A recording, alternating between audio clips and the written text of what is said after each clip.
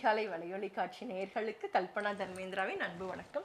இது உங்கள் அதிகாலை வழங்கும் திருவள்ளுவரின் குறளும் குறளும். இன்னைக்கு நம்ம 1238வது குறள் பார்க்குறோம்.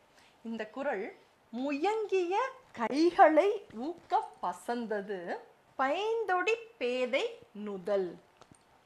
அதாவது காதலன் காதலி அவங்க 2 பேருடைய கரங்களும் இறுக பற்றி இருந்த அந்த வேளையில கொஞ்சம் அந்த காதலனுடைய கைகள் காதலியின் கைகள்ல இருந்து கொஞ்சம் விலகின அந்த கணமே, அந்த காதலனின் கரங்கள் காதலியின் கைகள்ல இருந்து கொஞ்சம் விலகின அந்த கணமே அந்த சிறு பிரிவை கூட தாங்க முடியாமல் அந்த காதலியினுடைய நெற்றியானது பசலை நிறம் கொண்டு விட்டது.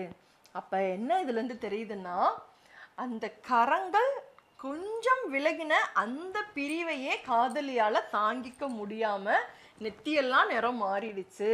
அப்ப இவ்வளோ பெரிய பிரிவை அவளால எப்படி தாங்கிக்க முடியும் அப்படின்ற மாதிரியா இந்த குறளை திருவள்ளுவர் சொல்லியிருக்காரு.